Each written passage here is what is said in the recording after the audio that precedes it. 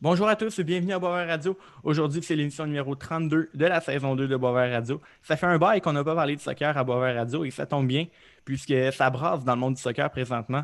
Avec la MLS et le CF Montréal qui sont de retour, un projet qui fait couler beaucoup d'encre en Europe. C'est le moment propice pour jaser ballon rond. Mon invité de ce soir, c'est Julien Tardif qui est un chroniqueur soccer et collaborateur dans les podcasts là, du Cannes Football Club. Julien Tardif, bienvenue à Boisvert Radio. Comment vas-tu? Ça va très bien, merci. Je suis très content d'être ici et de pouvoir parler un peu de soccer avec toi, Charles. Yes, c'est hot. D'abord, j'ai dit que tu étais chroniqueur soccer collaborateur au Cannes Football Club, mais présente-toi un peu plus à nos auditeurs, là. Qui est Julien Tardif? Ouais, en fait, ben, si on s'en tient surtout au niveau du sport, là, moi, je suis un peu comme tous les petits Québécois, là, j'ai toujours trippé sur le hockey quand j'étais jeune. Fait que j'ai commencé à lire beaucoup sur les blogs, euh, différents sites qui rapportaient des rumeurs, etc. Puis écoute, avec le temps, on pourrait y revenir, mais j'ai vraiment développé un gros intérêt sur Feu, l'Impact de Montréal, sur le Ouais. soccer, puis ça m'a ouvert un peu les portes de tout ce monde-là qui est magnifique. Puis j'ai réalisé que bon, il manquait un peu, je trouve, de contenu, ou en tout cas, moi, j'arrivais pas à trouver tout le contenu que je voulais sur l'impact particulièrement. Ce qui a fait que bon, j'ai commencé à partir des petites chroniques, j'ai collaboré avec Dans les coulisses, ensuite il y a le Cannes Foot Club qui est arrivé. Fait que je me suis bâti une petite réputation de chroniqueur soccer, surtout sur Twitter, sur Internet. Ouais. Puis voilà, c'est ce qui m'amène avec toi ici aujourd'hui. Excellent. D'où vient ta passion pour le soccer? Tu dis que tu es comme tous les Québécois, tu as joué au hockey. Le soccer, ça vient d'où? Ouais, ben en fait, moi, ça a toujours été hockey l'hiver, soccer l'été. Tu sais, OK. j'ai toujours bien aimé ce sport-là, mais surtout le jouer, je t'avoue que je connaissais, tu sais, l'impact dans le temps du centre Claude Robillard puis des ligues un peu inférieures. J'y OK. allais quelques fois.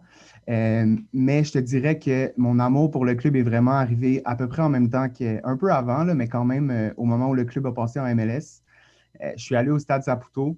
Je sais pas si tu as déjà eu la chance d'aller voir un match au Stade Deux Saputo. fois.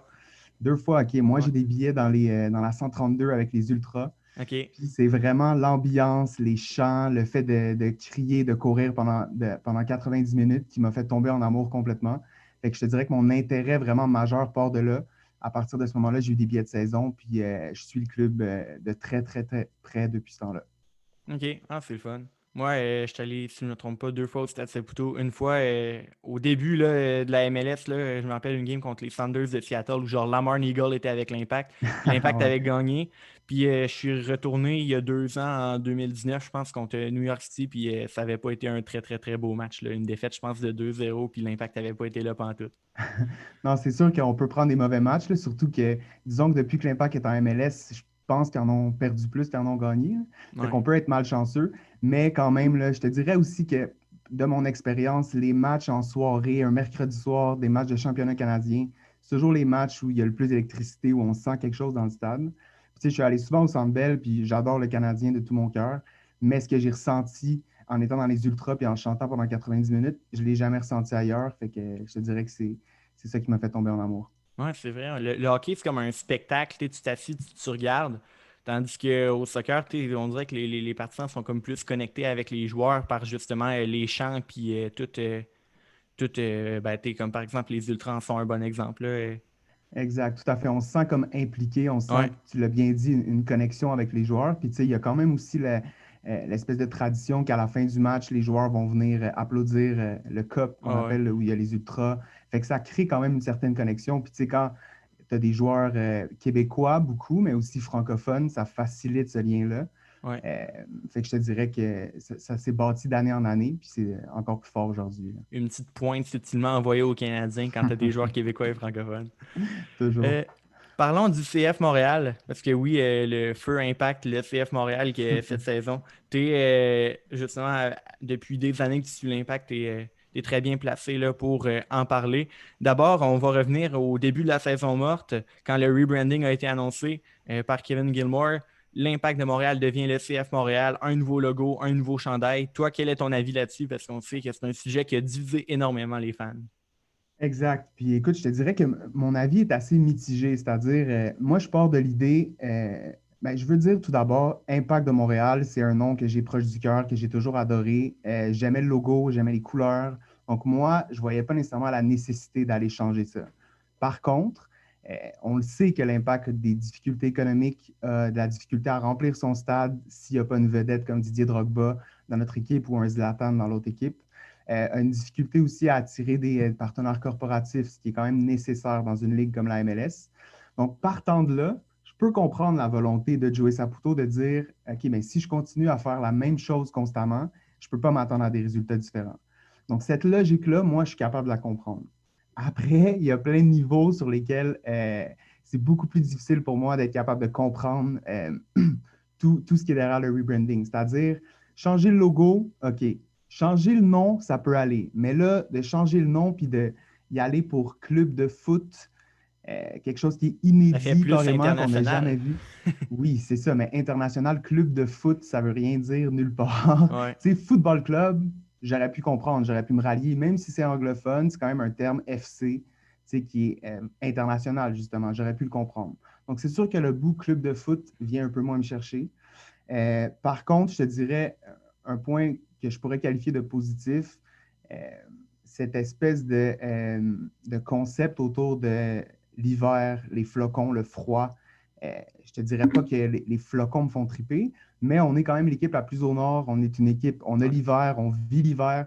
Moi, c'est quelque chose que je trouve que ça nous représente. Ça représente Montréal, ça représente le Québec. La moitié de l'année, on est en hiver, l'autre moitié, on est l'été. Fait que ça, c'est quelque chose pour moi qui était une bonne idée, une bonne base. Par contre, je l'ai trouvé un peu mal présenté l'idée, c'est-à-dire, si tu me dis qu'on va utiliser l'hiver comme base du rebranding, une espèce de point central sur lequel on rallie tout le Québec ou en tout cas tout Montréal, tu ne peux pas me dire qu'au mois de mars, on va jouer nos matchs au stade olympique parce que notre stade n'est pas capable d'accueillir des matchs quand il fait froid. Il y a des trucs comme ça qui sont complètement illogiques. Si tu Ouais. fais un rebranding, tu me dis qu'on devient l'hiver, puis qu'en même temps, tu annonces que pour X millions de dollars, on hivernise le stade Saputo, on ajoute quelque chose qui permet de réchauffer le gazon, puis qui permet de jouer ben, même au mois de mars ou au mois de décembre, là, j'aurais compris, puis je pense que plus de gens se seraient ralliés. Ce qui a Ok. vraiment divisé, c'est en gros ce sentiment-là que c'était fait un peu à moitié, puis que les gens, surtout qui ont pris les décisions, mais ce n'était pas vraiment des amoureux de l'impact à la OK. base. C'est bon. Kevin Gilmore a dit dans son discours, genre, ah, on veut être différent, on veut se démarquer des autres, mais il me semble pas mal de clubs s'appellent CF ou FC, là, si tu, je pense que, je sais pas ce que tu en penses là-dessus, mais l'Impact, je pense que c'est un nom qui rassemblait puis qui justement, qui se démarquait des autres, là. C'est un peu un manque de cohérence dans ce qu'il dit là. Tout à fait. Puis écoute, tu l'as bien dit, il manque de cohérence. Je pense que c'est ça qui ressort, puis c'est ça, entre autres, qui a fâché beaucoup de gens. Par contre, c'est ça, moi, le FC, j'aurais pu le comprendre. Le club de foot, je t'avoue que là, on m'a perdu là, complètement. Donc, assurément un manque de cohérence. Je pense aussi que dans le contexte où euh, Montréal, bon, il y a quand même une grosse population anglophone. Impact était parfaitement bilingue. C'est Ouais, un c'est nom qui vrai, était hein. connu, tu sais. On a eu quand même des gros noms, là. On a eu des Divayo, des Drogba, des Nesta, Thierry Henry, où la presse internationale nommait l'impact de Ouais. Montréal. Fait que c'était quand même déjà reconnu internationalement comme marque, tu sais. Fait que oui, assurément un manque de cohérence, ça c'est définitif. Mais je veux quand même dire, parce que tu en as parlé, tu sais, ça a divisé beaucoup. J'ai quand même de la difficulté un peu à comprendre la réaction organique, même très difficile que certains supporters ont eu, quitte à se désabonner carrément, puis à dire qu'ils arrêtaient de supporter le club. Tu sais, moi, je pense, nonobstant le nom, nonobstant le logo, moi, c'est le club qui joue au Stade Saputo, Ouais. c'est ça qui C'est m'a lui fait que tu veux tomber en amour. encourager Fait à la fin de la journée. exact. Fait que moi, à la fin, que ce soit l'Impact ou le CF Montréal, oui, c'est plate, mais ça ne changera pas mon amour pour le club. C'est définitivement pas. Excellent. Avant de parler de Wilfred Nancy, parlons du départ de Thierry Henry.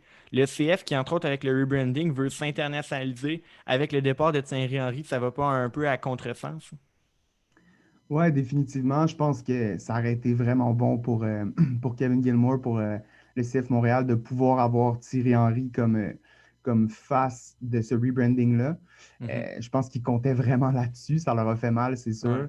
Après, c'est difficile de lui en de vouloir. reprocher. Ouais, exactement. Tu sais, on peut le comprendre tout à fait de vouloir être proche de sa famille. Je me questionne quand même à savoir à quel point il était totalement investi ou s'il ne voulait pas utiliser l'impact ou le CF Montréal, là, vraiment juste comme un tremplin pour dans 2 ans se retrouver autre chose en Europe. Ouais. Je pense qu'on va voir, la saison, elle est très jeune. Je pense que c'est peut-être un mal pour un bien. Je pense que des fois, Thierry Henry, il a tellement une énorme prestance, il prend tellement de place que peut-être ça n'en laissait pas assez à d'autres qui auraient pu en prendre. OK. Donc, je pense que, puis tu sais, je pense qu'on va en parler aussi de Nancy, là, mais je pense que dans le contexte actuel du CF Montréal, avec le type d'effectif qu'on a, c'est peut-être mieux d'avoir un entraîneur comme Nancy qu'un Thierry Henry qui a tellement une intelligence et une connaissance du foot qui est développée que ça pouvait être difficile pour des joueurs qui ont beaucoup moins de bagages de foot, puis aussi justement de connaissances et d'intelligence, de vraiment suivre ce qu'ils demandaient. Tu sais. On a vu beaucoup d'images là, je me souviens entre autres un match où il criait après Chaume sur le terrain. Ouais. C'est sûr que Chaume ne sera jamais même proche du niveau de Thierry Henry. Fait que c'était peut-être un peu difficile pour certains joueurs de gagner leur place auprès d'un coach qui a une prestance, qui a une présence comme ça. Là où Wilfried Nancy, ça risque d'être beaucoup plus facile de laisser la place aux individualités dans l'équipe. OK. Intéressant. Donc là, on l'a mentionné, Wilfred Nancy, c'est le nouveau coach. Un produit de l'impact en termes de coaching, je pense, si je ne me trompe pas, là, il a gradué là, les échelons dans l'académie jusqu'à l'équipe première. Euh, En quoi Nancy viendra remettre l'équipe sur les rails, là? Quelles sont ses principales qualités d'entraîneur qui, justement, tenteront de nous faire oublier là, le monument qui est Thierry Henry? Écoute, je ne te mentirai pas parce que Nancy, on le connaît, mais on le connaît de loin. Tu sais. Il est Ouais. assistant depuis un petit bout, donc de vraiment être capable de dire quelles sont ses qualités d'entraîneur, c'est quand même très difficile. On sent quand même que c'est un gars qui a de l'écoute, qui veut impliquer beaucoup de ses joueurs, qui veut surtout avoir un effectif qui va dépasser les 11 meilleurs. Tu sais. On Mhm. sentait que l'an passé, Thierry Henry, justement, avait peut-être 12-13 gars à qui il faisait confiance puis avec qui il revenait constamment. J'ai l'impression que Nancy va vouloir impliquer beaucoup plus de joueurs dans son projet, trouver la bonne place pour chacun des joueurs selon ses forces et faiblesses. Aussi, moi, écoute, je l'ai dit depuis longtemps, là, l'impact, le CF Montréal, je pense que son identité ici, elle doit passer par son académie. Je pense que le plus qu'on va avoir des jeunes Québécois qui ont grandi dans l'académie puis qui éventuellement vont jouer avec l'équipe, le mieux ça va être, puis le plus des gens à travers toute la province vont se reconnaître dans ce club-là. Si en plus on est capable de former des entraîneurs comme Nancy, tant mieux. Fait que moi, pour ça, j'espère profondément qu'il va réussir. J'espère qu'on va lui donner une vraie chance aussi. Ça ne sera pas Ouais. une année facile. Donc, je pense que nonobstant les résultats cette année, j'espère qu'on va le revoir l'an prochain. Puis, j'espère à terme que Nancy pourra utiliser le CF Montréal, puis peut-être aller poursuivre sa carrière de coach là, ailleurs dans d'autres championnats. Puis, on sera capable non seulement de former des joueurs, mais de former des entraîneurs aussi. Ouais. Ça serait une bonne idée. Cette saison, le CF, jusqu'à indication contraire, devrait jouer ses matchs à Miami, si je ne me trompe pas, dans le fond, coloc là, avec l'Inter Miami qui joue dans le fond dans son stade. À quel point le fait que le CF va jouer à Miami cette saison va faire mal à la fanbase de l'équipe? Est-ce que tu penses que justement le rebranding et le fait d'être loin des partisans pour la deuxième saison de suite pourrait faire mal advenant un retour devant partisans en 2022, par exemple aux abonnés de saison, aux billets et tout? Ouais, définitivement. Écoute, c'est sûr que c'est pas idéal. Après, tu sais, ils sont mal pris, là. Ouais, C'est clairement ils pas n'ont pas leur le choix, choix. même. Ah, exactement. Je pense quand même que, comme c'est un classique pour tous les sports montréalais, c'est les résultats qui vont dicter le nombre de personnes dans les estrades. Ouais. Parce que, juste te reprendre, là, l'Impact sont à Miami jusqu'au 24 juin, assurément. OK. Ensuite, il y a une pause d'un mois pour l'Euro. Il y a l'Euro qui va se jouer en Europe. OK. Puis le reste de la saison, pour le moment, les matchs à domicile de l'Impact sont à déterminer. Donc, il y a une possibilité qu'ensuite, ils reviennent à Montréal. Est-ce Ouais, qu'il en y aura des... juillet. Exact. Mais est-ce qu'il y aurait des partisans ou pas? Là, c'est une autre question complètement. Mais ça serait possible de les voir cette année là, déjà revenir à Montréal, ce qui serait bien. Euh, pour mieux répondre à ta question, je pense que oui, définitivement, loin des yeux, loin du cœur, c'est plus difficile. Ouais. D'ailleurs, je ne sais pas si tu l'as remarqué, c'est sûr que là, euh, tout ce qui tourne autour de la COVID là, prend beaucoup de place médiatiquement, mais c'est quand même, depuis les dernières années, un des débuts de saison où il y a eu le moins de couverture médiatique autour de C'est vrai. l'Impact. Là. Il y a eu C'est la vrai. grosse victoire du premier match, mais avant ça, c'était difficile. Là. Il n'y a pas eu beaucoup de textes, il n'y a pas eu beaucoup de présentations. Il y a énormément de nouveaux joueurs dans l'effectif, un nouveau coach. On n'a pas beaucoup de buzz autour de l'équipe, à part ceux qui la suivent déjà. Donc, je pense qu'à ce niveau-là, ça va faire mal. Mais de toute façon, le rebranding nécessairement s'inscrit dans un horizon là, de 4-5 ans avant de vraiment voir les résultats. Donc, je ne pense pas qu'on va juger sur un an, mais c'est clairement pas idéal pour débuter cette nouvelle ère. C'est bon. Tu as dit qu'il y avait l'Euro, il n'y a pas aussi la Gold Cup en même temps? Tout à fait, tu as raison. OK. C'est vrai que c'est plus pour ça que la MLS Ouais, s'arrête, là, plus que pour ouais, l'Euro. ça Quoi je me qu'il y a des disais. joueurs européens aussi. Ouais, Oui, exactement. Il y a la Gold Cup, tu as tout à fait raison. Il y a beaucoup de joueurs justement du CF Montréal qui vraiment. risquent d'y participer. Ouais. Avec le Canada, là, je pense entre autres à Samuel Piette, Zachary Broguillard qui vont être des figures de proue là, de la formation canadienne. Tout à fait. Il y a aussi le défenseur Kamal Miller, qui est un C'est nouveau venu, vrai? qui est dans l'équipe canadienne. Puis le latéral gauche aussi québécois, Zoran Basson, qui, euh, Ouais, qui devrait faire partie de l'effectif. Après, tout peut changer, mais ouais. on lui souhaite. James Pantemis aussi, peut-être. Ouais, comme deuxième ou troisième gardien, là, derrière, Ouais, derrière un exact. Milan Borjan qui est là depuis des années. C'est encore lui Exact. qui est là? Probablement, il y a eu des performances un peu moins brillantes dernièrement. Puis OK. il y a un gardien de Minnesota United qui s'appelle Dane Sinclair, qui est un OK. Canadien aussi, puis qui a vraiment des grosses performances. Fait que le deuxième risque de se jouer entre Sinclair puis Crépeau, mais on va peut-être vouloir Ouais. amener Pantémis pour préparer le futur quand même. Ouais, pourquoi pas. Il est Ouais. encore jeune à 24 ans, je pense, Pantemis. Oui, il est encore jeune, mais il serait temps là, qu'il soit capable d'accumuler des minutes parce que 24 ans, c'est jeune, mais c'est plus tant jeune que ça. Ouais, c'est vrai. Ouais. Euh, on a dit qu'il y a eu des changements derrière le banc, mais il y en a aussi eu beaucoup sur le terrain. Je vais te nommer des nouvelles recrues et parle-moi un peu là, de ces joueurs-là et ce qu'ils vont apporter au CF Montréal. D'abord, là, parle-moi de Bjorn Johnson, un attaquant format géant. Oui, Björn Johnson, qui est un joueur particulièrement intéressant, un binationaux américain et norvégien, donc il ne prend pas une place internationale.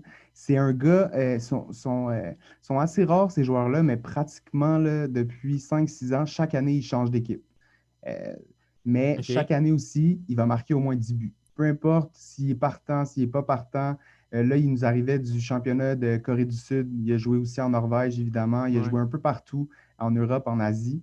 C'est un gars qui met des buts. Il est, comme tu l'as dit, format géant. Il va marquer de la tête. Il peut marquer de pied gauche, pied droit. C'est vraiment un attaquant pur, comme on n'en a pas eu beaucoup dans l'histoire là, avec l'Impact. C'est très rare qu'on ait eu des joueurs grands comme ça qui étaient capables Ouais. de marquer des buts. Donc, je trouve ça très intéressant comme acquisition. On a toujours eu besoin d'un finisher. On n'en a jamais eu. Donc, je trouve ça intéressant. Je t'avoue qu'il il est rentré à peu près pour les 20 dernières minutes du match contre Toronto. Il ne m'a pas impressionné plus que ça. On sent qu'il y a une présence, on sent qu'il est impliqué. Mais je te dirais que techniquement, ce n'est pas tout à fait ça. Donc, ça reste à OK. voir. C'est que 20 minutes, on ne peut pas se baser vraiment là-dessus. Mais des joueurs comme ça, on ne sait jamais comment ça se passe en MLS. Je souhaite vraiment pour tout le monde que ça se passe bien. Mais il n'y a rien d'acquis dans son cas. Par contre, là, je ne sais pas si tu as eu la chance de le voir un peu en entrevue. C'est un gars qui est hyper intéressant, qui aime parler avec les médias, qui aime parler de lui, qui aime OK. rigoler beaucoup. On n'en a pas eu Intéressant. énormément des joueurs comme ça. Ouais. Puis, bon, comme je le disais, là, avoir des joueurs américains qui ne prennent pas de place internationale, c'est toujours Ouais. important à MLS. Donc, c'est une belle acquisition, là, Une définitivement. comparaison à plus petite échelle de son style de jeu, ça pourrait-tu être genre un Olivier Giroud? Oui, oui, Olivier Giroud, mais moins technique quand même. Olivier OK. Giroud, tu sais, il va être capable de sortir des gros buts, là, une petite feinte, puis un tir du pied gauche enroulé. Bjorn Ouais. Johnson, ses buts seront Ça va rarement être de là, la le tête but de la sûrement. semaine, là. Ouais, Ouais. ça va être de la tête ou il va faire une course vers le but, il va recevoir une passe, puis il va la mettre. Tu sais. C'est un OK. gars que s'il y a une occasion, il la ratera pas. Est-ce qu'il va créer l'occasion? Pas nécessairement. Donc, OK. ça reste à voir. Mais tu sais, on va en parler, là, mais s'il est capable de développer une entente avec un créateur comme Mihailovic, par exemple, ça peut vraiment faire des flamèches. Tu sais. Fait Ouais. que Janssen, c'est un gars que s'il est capable de créer une entente avec un passeur, il va mettre plein de buts. Mais s'il se retrouve un peu esselé, ça risque d'être plus difficile. Donc, c'est à voir. Good. Justement, le prochain joueur que je voulais parler, c'est Georgi Mihailovic, un milieu créatif là, qui nous arrive tout droit du Fire de Chicago. Un Américain aussi qui prend pas de place internationale. Et aussi, si je ne me trompe pas, il joue pour les U23 des États-Unis. Fait qu'il y a déjà il y a un jeune avec un certain potentiel qui est déjà très fort dans la ligue. Vraiment. Puis écoute, ça fait déjà, je pense, 3 ou 4 ans là, qu'il a commencé à jouer en MLS avec le Fire Mhm. de Chicago. C'est un gars qui avait beaucoup de hype au début, là, quand il est arrivé tout jeune. tout le monde le voyait comme un prochain joueur qui allait assurément jouer avec la sélection américaine puis qui allait partir en Europe plus tôt que tard. Je te dirais qu'il a été malchanceux un peu parce que le Fire de Chicago, tout s'est mis à mal aller. On l'a déplacé, il jouait milieu offensif, on l'a mis sur les ailes. Fait que je pense qu'on a un peu abîmé sa confiance. Je pense que c'est un excellent pari de l'Impact. Il a coûté quand même là, un peu moins d'1 million, 800 000, je pense. Fait que c'est sûr que l'Impact, on sent qu'il y a une volonté, le CF Montréal, il y a une volonté de. Ben, Fallait se tromper au moins une fois. ouais, c'est sûr. On sent qu'il y a une volonté là, peut-être de pouvoir profiter de son talent, disons, 2, 3 ans, puis idéalement, il continuerait de s'améliorer puis de grimper, si on veut, dans la hiérarchie, puis on pourrait ensuite peut-être le vendre pour en faire un profit. Je pense qu'il y a cette volonté-là dans le move de Olivier Renard. Mais moi, je pense que ça peut être notre numéro 8. Ça peut être un gars qui va marquer des buts, mais qui va mettre beaucoup de Ouais. passes décisives aussi. Un S'il se sent remplaçant bien un peu de ici, Saphir Taider. oui, même, je te dirais qu'il va mieux s'inscrire dans le jeu de l'Impact parce que Saphir Taider, on ne l'a jamais senti tout à fait à sa position, Ouais, sans qu'il se décalait sur l'aile. ouais, c'est Mihailovic, vrai. je pense que si on lui donne la position plus centrale, il va vraiment construire le jeu puis justement être capable de trouver des gars comme Kyoto ou Johnson pour aller chercher des passes décisives. Puis il y a du leadership en lui. On l'a senti dans le premier match. C'est sûr que ça va être à voir là, au moment où le CF Montréal va traverser des moments plus difficiles. Mais je pense que c'est un gars qui peut grandir dans cet alignement-là puis prendre une place de leader vraiment. C'est à ça que je m'attends de lui cette année. Puis je m'attends à facilement 6 buts, 8 passes décisives. Là, quelque chose OK, dans les bons marqueurs de l'équipe. c'est bon. Autre recrue intrigante du côté du CF Montréal, un joueur qui arrive en prêt de l'Argentine, Joaquin Torres, qui est un ailier attaquant, milieu offensif, en tout cas un joueur offensif. Oui, exact. Il va jouer un peu partout. On ne l'a pas vu beaucoup encore. C'est un gars explosif. L'Impact toujours eu l'habitude d'aller en chercher un peu à la Lucas Ontivero. Des gars qui sont Ouais, rendus à 24, 25 ans, qui avaient des grosses promesses offensives, qui n'ont pas été capables vraiment de livrer, puis que là, ils viennent tenter leur chance ici. Donc, c'est sûr que c'est un coup de dé. Ça peut être un gars que tu fais rentrer en cours de match puis qui va complètement déstabiliser l'autre équipe. ouais. Justement, là, il rentre à la 70e contre une défense un peu fatiguée, puis il peut vraiment, vraiment venir faire des dommages. Je ne suis pas convaincu encore que c'est un gars qui va être capable de s'installer dans le 11 partant, disons. Mais bon, considérant le contexte de cette année, l'alignement va devoir tourner, donc il va jouer quand même. Je n'aurais pas trop d'attentes envers lui, mais c'est vraiment une carte cachée là, qui peut venir déstabiliser une défense adverse. Puis, comme tu disais toi-même, là, ailier, milieu offensif, peut jouer partout. C'est toujours bon d'avoir ça dans un alignement. C'est bon.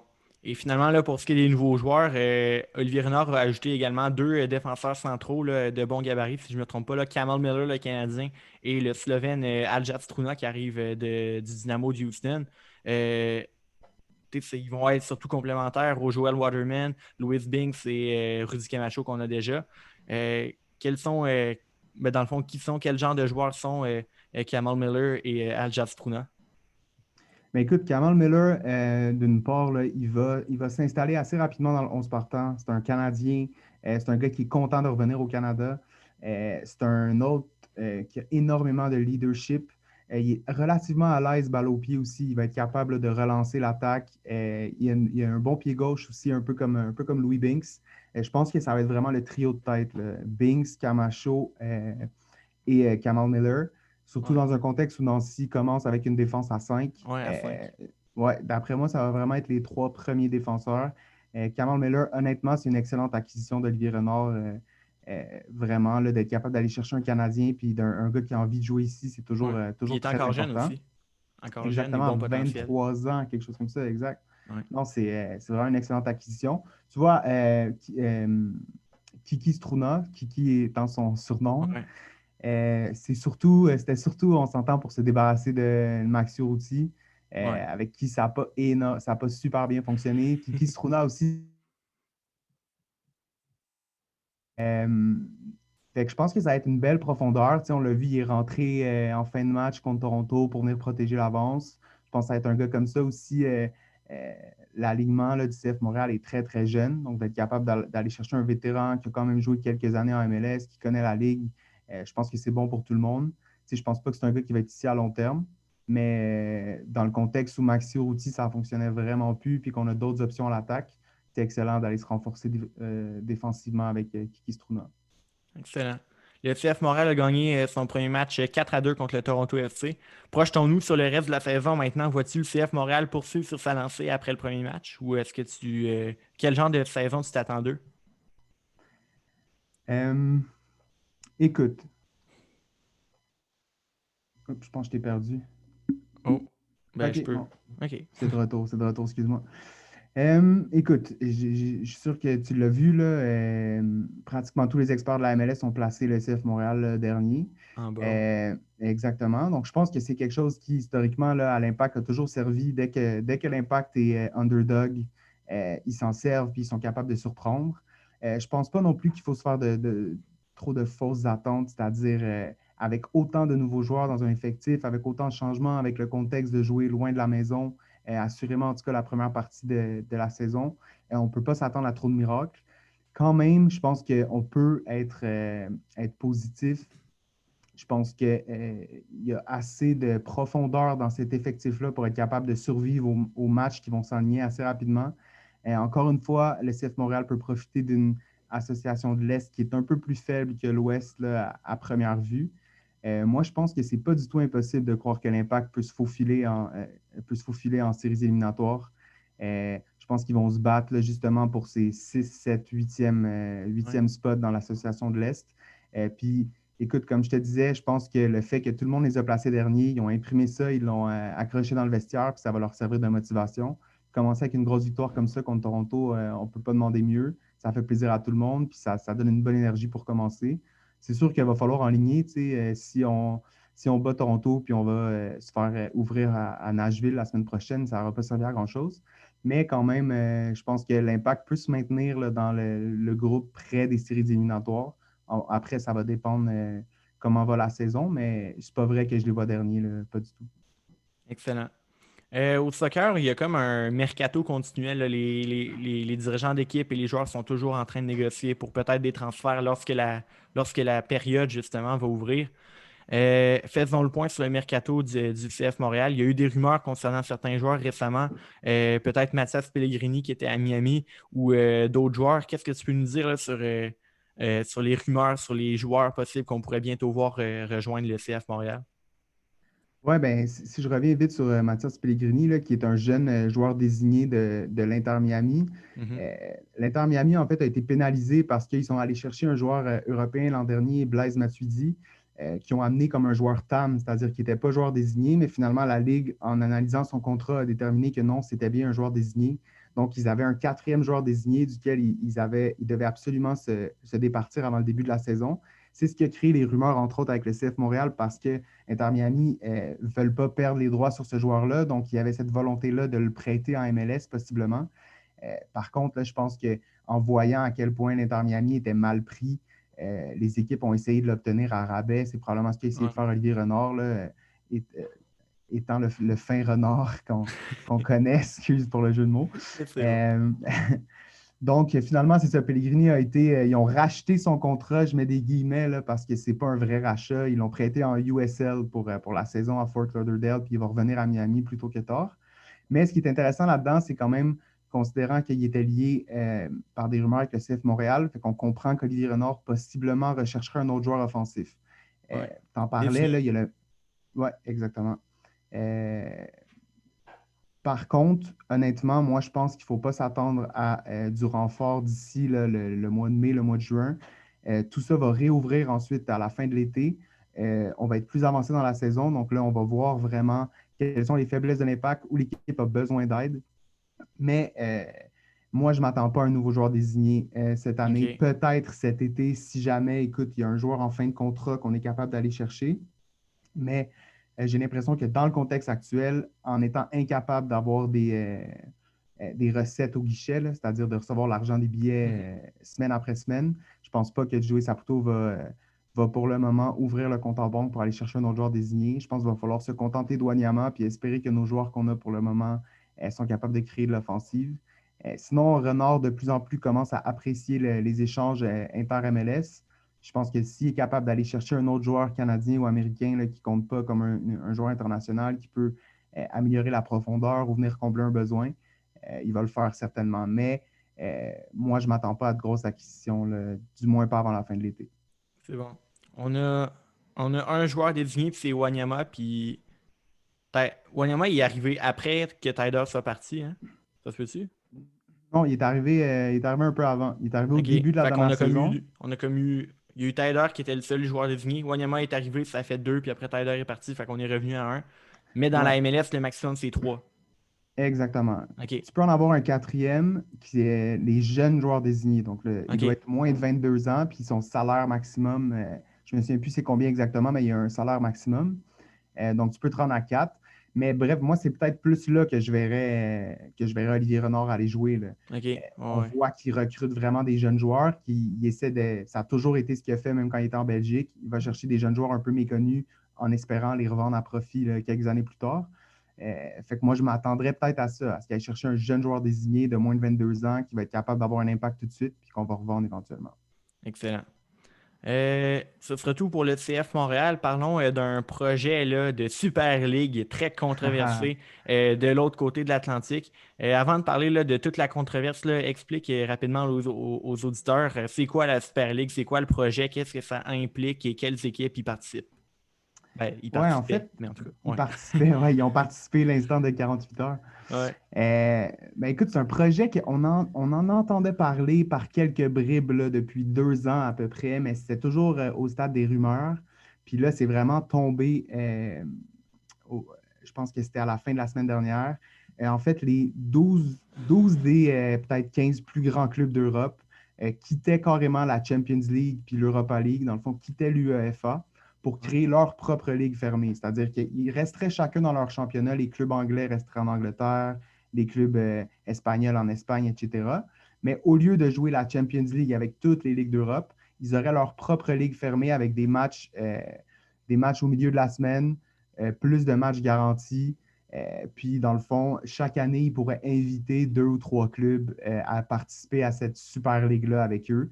Puis, dans le fond, l'idée derrière ça, on sent vraiment, c'est que ça les assure d'un revenu beaucoup plus grand parce que partagé entre moins de clubs, puis partagé aussi entre des clubs qui sont assurés d'être là chaque année.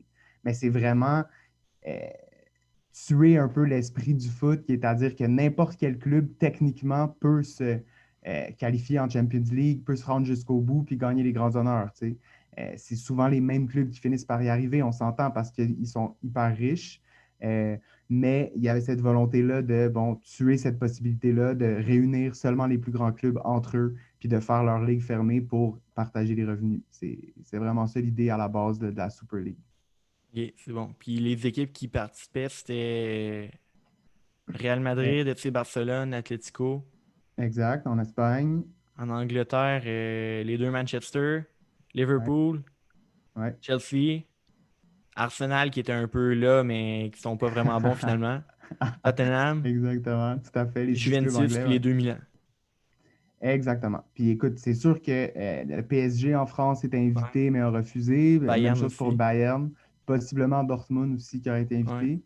Mais eux ont refusé. Le PSG, entre autres, parce que leur propriétaire est très, très, très impliqué avec l'UEFA, qui est la fédération là, de toute l'Union européenne qui Mhm. organise la Champions League. Donc, ils ont refusé d'y aller pour l'instant, mais il y avait une place qui leur était réservée quand même. Ouais.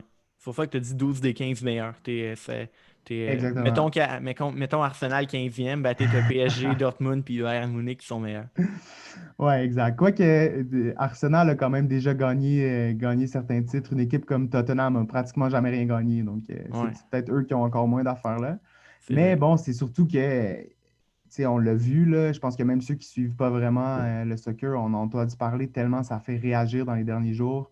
Euh, il y a eu une réaction unanime, ce qui est rare de nos jours, on dirait, là, une Ouais, réaction unanime ouais. vraiment contre cette création-là, parce que, même les joueurs, en fait, même les joueurs, les entraîneurs se sont prononcés contre. Tu sais, les joueurs grandissent, vieillissent en ayant ce rêve-là de se qualifier en Champions League puis d'arriver à se rendre jusqu'au bout. Puis d'enlever ce rêve-là ou cette possibilité-là, c'est vraiment ça qui est en train de tuer un peu l'esprit du foot. Mais tu sais, j'ai envie de mentionner quand même que, comme je te disais, ça fait quelques années quand même qu'on en entend parler. C'est pas vrai qu'ils ont créé ça sur le coin d'une table, puis qu'ils ont sorti ça, puis qu'ils ont reculé en 2 jours. Euh, Fait que moi, je t'avoue que je suis un peu surpris d'un qu'ils aient reculé si rapidement. Puis de deux, ça cache quelque chose. Il y a quelque chose qu'on ne sait pas, tu sais. C'est sûr et OK. certain parce que c'est pas vrai que ces clubs-là vont reculer devant cette idée-là de se garantir encore plus de profit année après année. Ce qu'ils vont faire possiblement, puis c'était peut-être même, il y a certains euh, complotistes presque, je pourrais dire, là, qui disaient que ça faisait partie du plan, c'est-à-dire que là, de créer ça, ça met quand même une pression sur l'UEFA et la Champions League de modifier un peu son format. Puis déjà, Ils l'ont déjà l'UEFA fait. l'a annoncé, exactement. Ouais. Ils ont annoncé qu'il y allait avoir des clubs année après année, peu importe s'ils se qualifient dans leur championnat domestique, qui vont quand même pouvoir être invités en Champions League. Donc, tu vois, cette volonté-là de ligue fermée, qui est calquée entre autres là, sur la MLS d'ailleurs, Ouais. elle va perdurer, elle va revenir. Donc, je pense que c'est bien. On peut être content que la Super League se soit tombée si rapidement, mais c'est pas fini puis tout n'est pas gagné, là. C'est pas vrai que le foot puis les fans ont gagné, malheureusement. Ça va revenir, cette idée-là. Donc, il va falloir continuer à se battre pour s'assurer que tous les clubs aient cette chance-là, même si elle est très théorique, qu'ils aient cette chance-là de pouvoir se rendre là, à la plus grande compétition. Ce qui fait toujours les meilleurs matchs, en fait. Ouais. C'est comme un peu le tweet que tu as mis hier, là. Je me l'étais préparé comme étant ma dernière question, mais bon, on en parle, là. Tu dis, je te cite, l'effondrement de la Super League, c'est trop rapide et trop facile. Ça cache quelque chose. Attendons avant de scander le foot a gagné. Fait que c'est ça un peu que tu voulais Exact. dire par là. Exact. Après, j'ai dit aussi, je veux pas péter le party, là. Si les gens Ah ouais. veulent scander puis s'amuser, Ah allez-y, ouais. là. Pour vrai, c'est cool. Puis c'est cool d'avoir l'impression aussi qu'on se redonne un peu de pouvoir.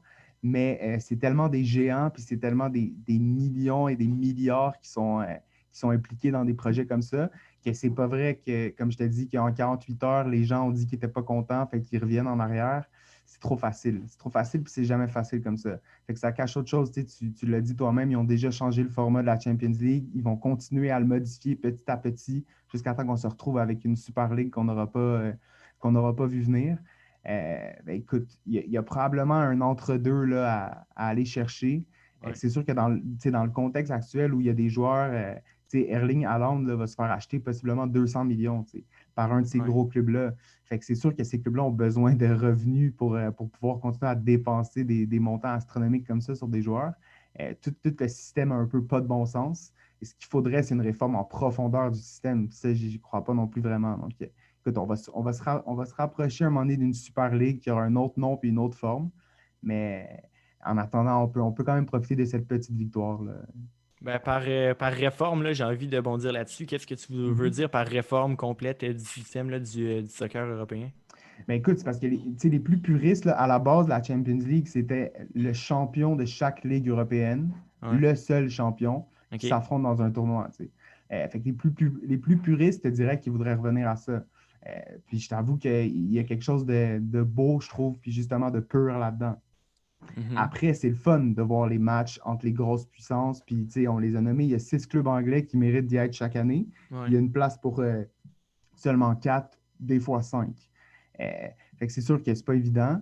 Moi, je pense que le format actuel est quand même plaisant, c'est-à-dire qu'on est capable d'avoir assez rapidement des confrontations entre des gros clubs qui vont amener des grosses cotes d'écoute. Puis en même temps, tu as la possibilité d'avoir, tu sais, il y a Porto qui s'est rendu quand même loin cette année, Ouais. il y a l'Ajax récemment, Monaco s'est rendu loin il y a quelques années. Euh, donc moi, je pense qu'il faut laisser la possibilité à ces clubs-là qui sont quand même, tu sais, disons-le, des gros clubs, là, si on compare, disons, au CF Montréal, là, ça reste des énormes clubs. Mais oui. Euh, mais quand même, moi, je pense qu'il faut encourager, en fait. Il faut maintenir cette chance-là à des clubs vraiment plus petits de pouvoir ben, créer un upset, surprendre, puis aller faire tomber le gros géant qui dépense des millions de dollars sur son alignement. Fait que moi, si on est capable de maintenir un format qui permet ça, puis qui permet aux champions suédois puis aux champions roumains de quand même passer par les qualifications puis d'avoir une opportunité d'affronter les meilleurs clubs, moi, je dis c'est bon, ça veut dire que ça sera un bon système. Tu sais. Ouais. Mais je trouve qu'il faut récompenser cet effort. Il faut se qualifier pour être capable d'y avoir accès. Moi, je suis aussi beaucoup en Angleterre là, le club Liverpool que j'aime beaucoup depuis quelques années. Puis, tu vois, ils sont actuellement, là, ils sont cinquième, sixième dans le Ouais. championnat. Donc Ça là, fait les moins matchs, bien cette année. ouais, vraiment. Mais tu sais, les matchs ont une grande importance pour pouvoir finir dans le top 4 pour se qualifier pour la Champions League l'an prochain. Mais là, si on crée un système où Liverpool, d'année en année, ben, ils sont juste qualifiés, c'est plate. Soit tu gagnes la Ligue, soit à quoi ils servent les matchs. Fait que moi, Ouais. je pense qu'il faut garder cet intérêt-là aussi pour les championnats domestiques qui disparaîtrait complètement. Ouais. Fait que, voilà, là, je pense il faut garder un format qui permet ça. Si le format permet ça, qu'ils peuvent faire des petits tweaks pour faire plus d'argent puis favoriser plus de matchs entre les gros clubs, OK, là, je vais être capable de l'accepter. Mais il faut laisser la chance à David d'affronter Goliath. Ouais. That's it. D'autant plus que, comme tu as dit, tes Liverpool sont présentement sixième. Pourquoi? Ben parce que le classement de la Premier League, c'est t'as les deux Manchester premiers, si je ne me trompe pas, puis après t'as Leicester, puis t'as West Ham United qui est juste après. Fait que West Ham, Exact. je me rappelle pas de les avoir vus en Champions League dans les dernières années. Puis ça doit faire un bail. Puis Leicester, ben, depuis qu'ils ont gagné la Premier League il y a 5-6 ans, ben, on les a un Mhm. peu moins revus, mais là, de les revoir, ça serait bien, je trouve. Puis Ouais. justement, ce qui est autant controversé dans le système de Super League, c'est que ben, ça éliminerait la chance de Leicester et de West Ham, justement, de se mesurer au grand. Exact, tout à fait. Puis, tu sais, une équipe comme Leeds United aussi, qui l'an dernier est en deuxième division, puis qui Ouais. là est quand même dans le top 10, puis tu sais, a fait nul avec Liverpool en début de semaine, justement. Fait que, tu sais, ça permet des histoires comme ça. Tu sais, l'histoire de Leicester, là, ça a ouvert justement la porte à plein de monde sur toute la complexité du soccer européen, puis des championnats domestiques. Plein de gens qui n'en avaient pas nécessairement entendu parler, qui là, tout d'un coup découvrent ça. Fait que Mhm. ces histoires-là sont ce qui permettent à à des jeunes de rêver de un, puis à des gens de tomber en amour avec tout ce concept-là. Fait qu'il faut absolument préserver ça, il faut le garder. C'est ça la base de tout. Tu sais. Après, je comprends que les formats peuvent évoluer. Là. Je ne suis pas fou, mais euh, il faut garder cette essence-là, je pense, qui est hyper importante. Là. Good. Depuis lundi, là, tous les clubs anglais et italiens engagés, là, en plus de l'Atlético Madrid, ont quitté la Ligue. Ça semble vraiment unanime, comme tu le dis, que la Super League était une mauvaise idée. Donc, pourquoi Florentino Pérez, le président du Real Madrid et premier président de la Super League, pensait que c'était une bonne idée, là? Est-ce que c'est vraiment juste une affaire de revenus? Ouais, définitivement, tu sais, parce que c'est vraiment une affaire qui s'est beaucoup négociée aussi entre propriétaires. Tu sais, beaucoup de ces propriétaires-là qui sont, de ces équipes-là, qui sont la propriété de milliardaires américains ou euh, tu sais, asiatiques, mania du pétrole, name it, Ouais. qui, bon, s'en foutent un peu, là, eux, de ce que je te parle, puis de cet amour-là, puis cette pureté-là. Eux, c'est vraiment seulement une question de revenus. Fait que eux, si tu leur présentes un plan où leurs revenus vont être assurés 10 fois plus grands chaque année, ils vont signer tout de suite sans se poser la question. Tu sais. Ouais.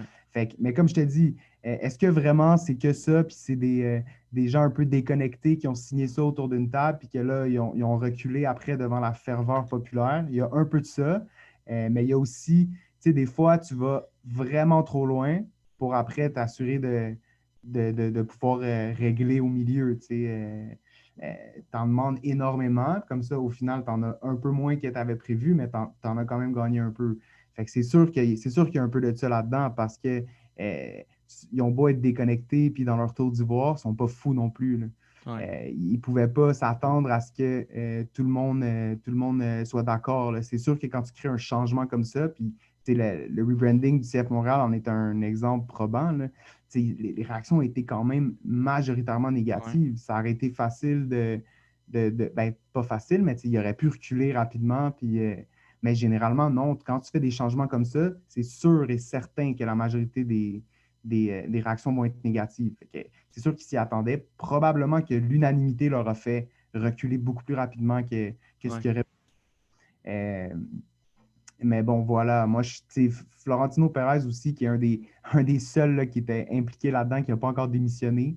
Euh, j'ai hâte de voir. Là. C'est vraiment une grosse tête là, du foot en Europe, en Espagne, là, qui est connu depuis longtemps, puis Eh qui oui. parle pour une Super League. Je pense que c'est le seul club, le Real, qui ne s'est pas retiré encore de la Super League. Ouais, si je ne ben, il y a peut-être m'abuse, là. Barcelone aussi que j'ai pas vu Ouais, c'est de vrai. trucs officiels, là. Ben, parce que j'ai vu un article qui dit le FC Barcelone a absolument besoin de la Super League pour sa survie. Fait que là, je suis comme, mais qu'est-ce que c'est ça? Oui, ben justement, parce que le FC Barcelone, justement, dépense comme sans bon sens depuis plusieurs années, Ouais, puis là, se retrouve, tu sais, en grosse difficulté économique. Fait mais que eux, oui. qui est une autre raison, tu sais, sont bien plus faciles à convaincre si tu leur garantis des revenus pour plusieurs années, c'est sûr. Mhm. Mais le FC Barcelone est un exemple encore plus intéressant parce que techniquement, ils sont contrôlés par les socios, ce qui s'appelle, qui sont techniquement propriétaires de l'équipe. C'est eux qui votent pour élire le président. Puis ils pourraient pas, le FC Barcelone n'aurait pas pu joindre la Super League. Puis ça, il y a des avis divergents là-dessus, là, mais il n'aurait pas pu joindre la Super League sans que les socios votent positivement pour ça. Fait que OK. le FC Barcelone est un peu dans une position étrange là, Ouais. là-dedans, définitivement. Mais bref, voilà, je pense que le projet assurément est mort. Florentino Pérez, parce qu'il y a 22 vies, il va rester, puis il va être impliqué assurément dans les changements qui vont s'en venir à la Champions League. Puis, tu sais, le Real, de toute façon, est un club historique, là, il ne sera pas perdant, puis il va continuer d'être en Champions League année après année. Mais restez aux aguets parce qu'ils vont revenir avec un prochain projet, ça ne sera pas long.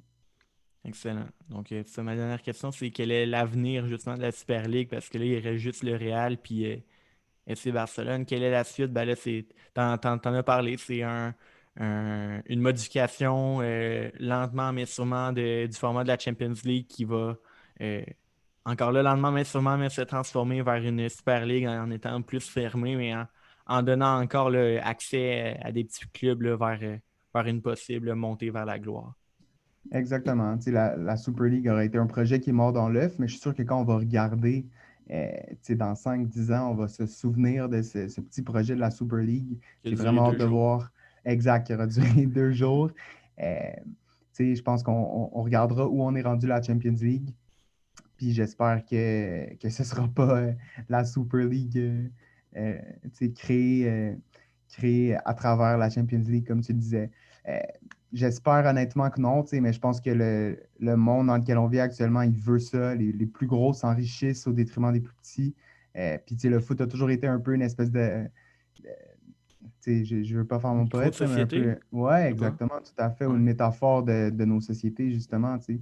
Puis ça, tu vois, ça se représente, tu as ces 12 15 clubs-là qui sont le 1% puis qui s'accaparent absolument tout. Euh, mais bon, tu sais, je pense que là, les gens ont réagi une première fois. Je pense que si ça leur a donné, ça les a empowered, puis ça leur a permis de croire ou de réaliser qu'ils avaient un certain pouvoir face à ces changements-là, ben justement, il va falloir qu'ils continuent à le faire parce que les autres changements vont venir, puis ils vont être beaucoup plus subtils parce qu'ils ne referont pas cette erreur-là une autre fois, nécessairement. Donc, je pense qu'il faut rester aux aguets, mais c'est sûr que euh, les compétitions pures, comme je te parlais tantôt, Mhm. c'est fini, là. On n'en verra plus, malheureusement. OK, c'est bon. Je pense que ça fait le tour. Julien Tardif, merci beaucoup d'avoir accepté mon invitation et d'être venu à Boisvert Radio ce soir. Ça me fait plaisir. Merci beaucoup. Merci à toi, Charles. Je te souhaite là, vraiment une excellente saison de soccer avec le CF Montréal. Puis aussi, on va suivre, là, on va te suivre avec attention. Là, suivez-le sur Twitter. Des informations très intéressantes concernant le soccer sur toute la planète. Yes, merci beaucoup. Puis dès que possible, on se voit au stade. Oui. Oui, oui. Ben, je suis de Oh! Québec, fait que c'est un peu loin, là, Ah, mais OK, c'est sûr que OK. quand le CF Montréal va réaccueillir des partisans, c'est sûr que ça va être le fun d'y aller. Là. J'ai une famille qui tripe soccer, là, mes deux sœurs jouent, Nice. puis non, c'est ça. C'est sûr, je vais aller le voir le CF Montréal là, dès que possible. All right, parfait. Salut, Merci à Charles. vous, chers auditeurs, d'avoir été à l'écoute ce soir. Je vous invite à suivre Boisvert Radio sur Facebook et sur Instagram. Et sur ça, je vous dis à la semaine prochaine pour une nouvelle émission à Boisvert Radio.